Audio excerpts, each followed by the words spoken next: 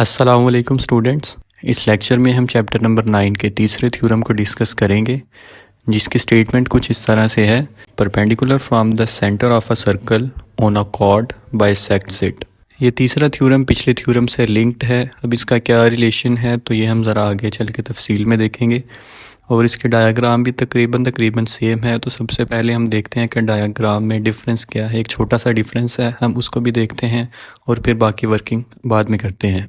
Diagram के 5 ही steps हैं, जिस तरह हमने पिछली डायग्राम ड्रॉ की थी।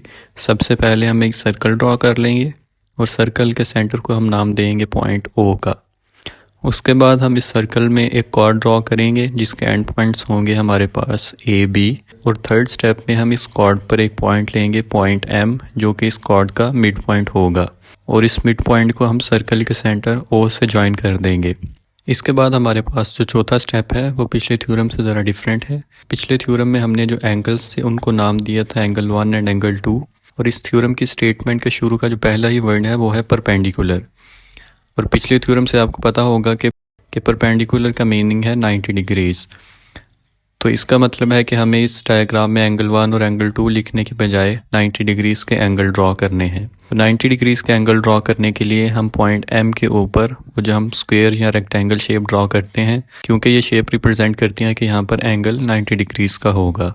इसके बाद हमारे पास जो लास्ट स्टेप है वो है join O to A and O to B. अब ये भी पिछली डायग्राम में हमने जो लाइन ड्रॉ की थी वो प्लेन थी, और इस डायग्राम में हमारे पास जो लाइन है वो डॉटेड लाइन है। तो इसको आगे चल के हम कंस्ट्रक्शन में डिस्कस करते हैं। डायग्राम को इसलिए जल्दी बनाया है क्योंकि पिछले थ्योरम में ज़रा डिटेल से बताया था, स्टेप्स फिर भी यही हैं। अगर आपको समझ नहीं आई तो आप पिछले थ्योरम को एक दफ़ा देख लें ताकि आपको डायग्राम की समझ आ जाए। डायग्राम के बाद हमारे पास गिवन सेक्शन, इसमें हमें 2 चीज़ें बताई गई हैं। सबसे पहले गिवन है that A B line segment is the chord of a circle with centre at O. तो सबसे पहले हमें एक सर्कल दिया गया है जिसका सेंटर है हमारे पास ओ, और इसके अलावा हमें इस सर्कल में एक कॉर्ड गिवन है जिसको हमने ए बी का नाम दिया है ऊपर डायग्राम में।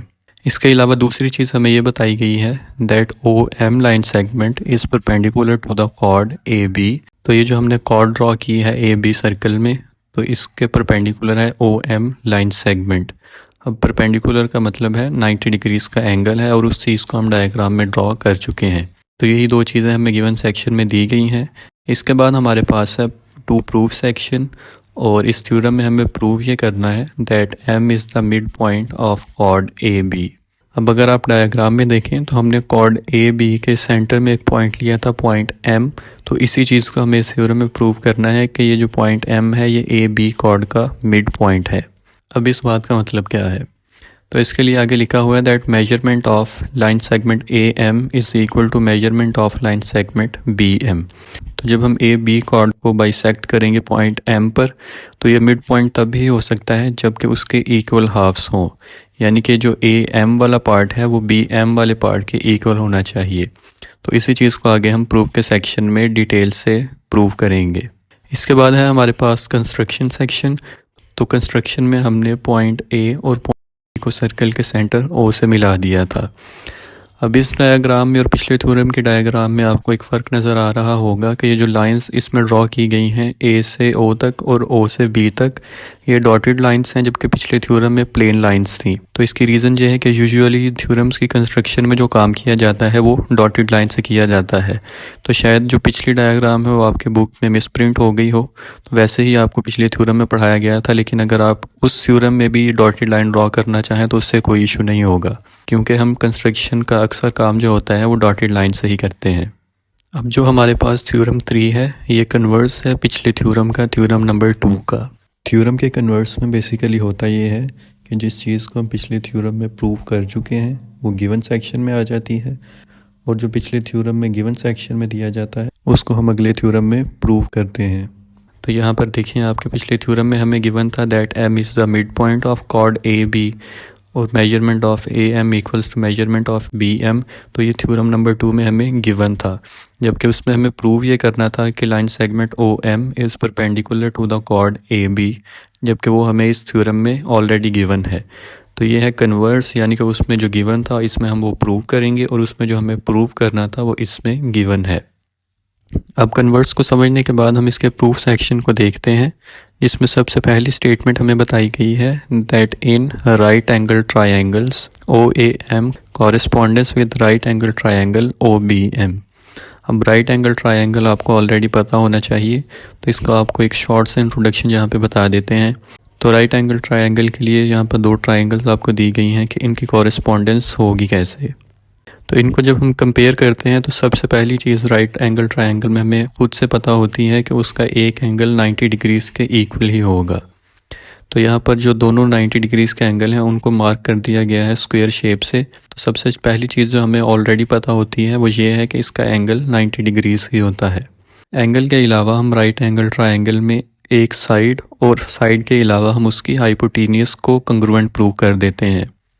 तो ये हमारे पास टोटल 3 चीज़ें हो जाएंगी, यानी कि एक एंगल होगा जो कि ऑलरेडी 90 डिग्रीज था, उसके अलावा हमने एक साइड और हाइपोटेन्यूस, ये 3 चीज़ें इसमें कंग्रुएंट प्रूव कर दी। और इनके अलावा एक ज़रूरी चीज़ कि जब हम इसकी रीजनिंग करेंगे तो अगर आप देखें तो सबसे पहले एक एंगल है, फिर साइड है और फिर साइड है। तो वैसे तो इसको लिखना चाहिए A.S.S, लेकिन हम A.S.S लिखने के बजाय यहाँ पर सिर्फ लिख देंगे H.S कंग्रुएंट टू H.S। तो ये राइट एंगल ट्रायंगल में सिर्फ ऐसा किया जाता है क्योंकि एंगल तो उनमें ऑलरेडी 90 डिग्रीज होगा, तो इसलिए रीज़न में हम सिर्फ हाइपोटेन्यूस और साइड को मेंशन कर देंगे कि वो दोनों ट्रायंगल्स की कंग्रुएंट हैं। प्रूफ सेक्शन की तरफ चलें तो उसमें हमारे पास जो अगली स्टेटमेंट है वो है that measurement of angle OMA equals to measurement of angle OMB, और ये दोनों एंगल्स 90 डिग्रीज़ के इक्वल हैं और इसकी रीज़न है हमारे पास गिवन। तो इसी चीज़ को हम अभी पीछे डिस्कस करके आए हैं कि जब राइट एंगल ट्रायंगल्स को हम डिस्कस करते हैं तो सबसे पहले हमें ऑलरेडी पता होता है कि उनका एंगल 90 डिग्रीज़ का ही होगा। तो ये चीज़ ऑलरेडी हमें गिवन होती है। एंगल के बाद हम दूसरी चीज़ देखते हैं हाइपोटेन्यूस।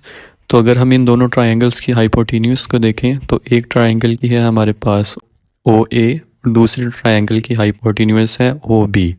तो ये दोनों ट्रायंगल की साइड्स पे इक्वल होंगी और इसकी रीज़न ये है radii of the same circle, क्योंकि ये सर्कल के रेडियाई हैं, रेडियस हैं, तो इस वजह से ये सेम ही होंगे क्योंकि सर्कल के सारे रेडियस इक्वल ही होते हैं। अब इसके अलावा हमें एक साइड प्रूव करनी है, तो उसके लिए हमने नेक्स्ट स्टेटमेंट लिखी है that measurement of line segment OM is equal to measurement of line segment OM, और इसकी रीज़न है हमारे पास कॉमन, क्योंकि ये दोनों ट्रायंगल्स में कॉमन है। कॉरेस्पॉन्डेंस में हमें सिर्फ यही काम करना था, 90 डिग्रीज़ का एंगल हमें ऑलरेडी गिवन था, हाइपोटेन्यूस को भी हमने कंग्रुएंट प्रूव कर दिया है, उसके अलावा हमने एक साइड को भी कंग्रुएंट प्रूव कर दिया है। तो इसके बाद हम कंक्लूड करेंगे therefore triangle OAM is congruent to triangle OBM, और इसके रीज़न ये है that in right angle triangles hypotenuse and one side should be congruent to hypotenuse and side of the other right angle triangle। तो अब हमने इस चीज़ को prove कर दिया है कि ये दोनों ट्रायंगल्स कंग्रुएंट हैं। तो नेक्स्ट स्टेटमेंट हम लिखेंगे hence measurement of line segment AM is equal to measurement of line segment BM, और इसकी रीज़न है that corresponding sides of congruent triangles, कि जब दोनों ट्रायंगल्स कंग्रुएंट हैं तो उनकी सारी साइड्स और सारे एंगल्स भी कंग्रुएंट होंगे, तो इसी वजह से AM लाइन सेगमेंट और BM लाइन सेगमेंट भी इक्वल होंगी। इसके बाद हमारे पास जो लास्ट स्टेटमेंट है इस प्रूफ में वो है that OM line segment bisects the chord AB, और बाइसेक्ट यहाँ पर इसलिए लिखा हुआ है कि क्योंकि बाइसेक्शन में हम दो ही चीज़ों को देखते हैं, एक तो एंगल 90 डिग्रीज़ का हो और दूसरा ये कि जो हमारा मिड पॉइंट हो वो लाइन को इक्वल हाफ्स में डिवाइड कर दे। तो यहाँ पर 90 डिग्रीज़ का एंगल तो हमें ऑलरेडी गिवन था शुरू में ही, उसके अलावा इस चीज़ को हम प्रूव कर चुके हैं कि AM लाइन सेगमेंट और BM लाइन सेगमेंट कंग्रुएंट हैं। आई होप कि आपको ये थ्योरम समझ में आ गया होगा। इसमें हमारे पास जो नया टॉपिक था वो था राइट एंगल ट्रायंगल वाला। तो अगर आपको उसमें कोई इशू हो तो आप उसको दोबारा से रिवाइंड करके देख सकते हैं। Thank you so much for watching and until next time, Allah Hafiz।